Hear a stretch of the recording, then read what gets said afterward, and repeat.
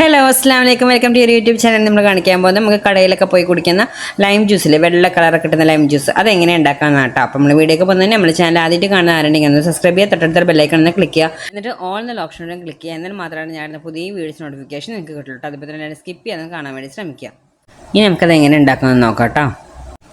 അപ്പോൾ അതിനായിട്ട് ഞാൻ 2 നാരങ്ങ എടുത്തിരിക്കുന്നത്, ചെറുതാണ്, അപ്പോൾ അതുകൊണ്ട് 2 എടുത്തിട്ടുണ്ട് കേട്ടോ.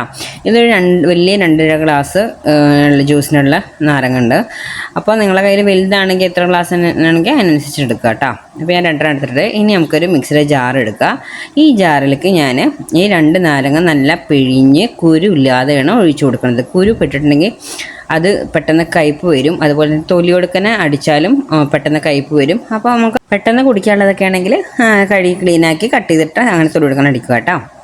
ഇനി ഞാൻ ചെറിയൊരു പീസ് ഇഞ്ചിയാണ് കേട്ടോ. ഇഞ്ചി ഒരുപാട് കൂടി പോകണ്ട, അതിൻ്റെ ആ എരിവും കാര്യങ്ങളും എടുക്കും. ചെറിയൊരു പീസ് ഇഞ്ചി കട്ട് ചെയ്തിട്ട് ഇട്ട് കൊടുത്താണ്. കട്ട് തന്നെ ഇട്ട് കൊടുക്കുക കേട്ടോ, ചെറിയ പീസൊക്കെ തന്നെ ഇട്ട് കൊടുക്കുക. ഇനി നമുക്ക് വേണ്ടത് 2 ഏലക്കയാണ്. ഏലക്ക കഴുകി നല്ല ക്ലീനാക്കിയിട്ട് ഇട്ട് കൊടുക്കുക.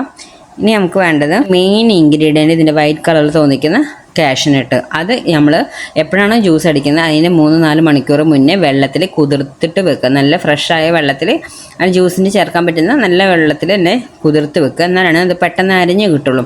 അല്ലെങ്കിൽ നമ്മൾ ഉണ്ടാക്കുന്ന നേരത്തെ അപ്പോൾ സ്ട്രേറ്റ് കഴുകി ഇടുകയാണെങ്കിൽ അത് അത്ര പെട്ടെന്ന് അരിഞ്ഞ് കിട്ടില്ല. നമ്മൾ കുതിർത്ത് വെച്ചതാണെങ്കിൽ തന്നെ പെട്ടെന്ന് അത് അരിഞ്ഞ് കിട്ടും. അപ്പോൾ ആ കാഷ്നട്ട് അതാണ് ഇതിൻ്റെ വൈറ്റ് കളർ തോന്നിക്കുന്ന മെയിൻ ഇൻഗ്രീഡിയൻറ്റ് കേട്ടോ. ഇനി നമ്മൾ ചേർത്ത് കൊടുക്കുന്നത് പഞ്ചസാരയാണ്. പഞ്ചസാര ഇതുപോലെ നമ്മൾ ആവശ്യത്തിന് എത്ര വെള്ളം എടുക്കുന്ന അതിനനുസരിച്ചിട്ടുള്ള മധുരം ഇട്ട് കൊടുക്കുക. ഇനി നമുക്ക് വേണ്ടത് ഐസ് ക്യൂബാണ് കേട്ടോ. കുടിക്കുമ്പോൾ കറക്റ്റ് അതിൻ്റെ ഒരു ആ ടേസ്റ്റിൽ കുടിക്കണമെങ്കിൽ നമ്മൾക്ക് തണുപ്പിച്ചിട്ട് തന്നെ കുടിക്കണം. അപ്പോൾ അതിൽ ഐസ് ക്യൂബ് ഇട്ട് കൊടുത്തിട്ടുണ്ട്. ഇനി നമ്മൾ വെള്ളമൊന്നും ഇതിൽ ചേർക്കുന്നില്ല. നമ്മൾ ആ കാഷ്നട്ട് കുതിർത്ത വെള്ളം മാത്രമേ ഇതിൽ ആഡ് ചെയ്തിട്ടുള്ളൂ. വെള്ളം ഇല്ലാതെ വേണം അരച്ചെടുക്കാൻ കേട്ടോ. ആ കുറച്ച് വെള്ളത്തിലാണ് അരച്ചെടുത്തത്. അത് ഇതിലേക്ക് ഒഴിച്ച് കൊടുത്ത് നമ്മൾ അരിച്ച് കൊടുത്തിട്ടുണ്ട്. ഇനി നമ്മൾ ആവശ്യത്തിനുള്ള വെള്ളം, നമുക്ക് എത്ര വെള്ളമാണോ, എത്ര ഗ്ലാസ് വെള്ളം വേണമെന്ന് വെച്ചാൽ ആ വെള്ളം ഒഴിച്ച് കൊടുക്കുക കേട്ടോ.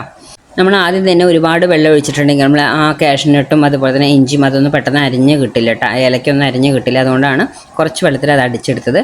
നമ്മളിപ്പോൾ വെള്ളം ഒഴിച്ച് കൊടുത്തതിന് ശേഷം ജ്യൂസ് അടിച്ച് കൊടുത്തിട്ടുണ്ട് കേട്ടോ. ഇനി നമുക്കൊരു അരിപ്പ് ഒഴിച്ചിട്ട് ഇത് അരിച്ചെടുക്കുക. ഇത് നമുക്ക് കുടിക്കുമ്പോൾ നമ്മൾ കടയിൽ നിന്ന് കിട്ടുന്ന അതേ ടേസ്റ്റിനായിട്ട് ഉണ്ടാവുക.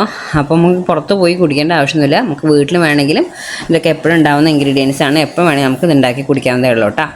ഇനി നമുക്കൊരു ഗ്ലാസ് എടുത്തതിന് ശേഷം ഐസ് ക്യൂബ് ഇട്ട് കൊടുക്കുക.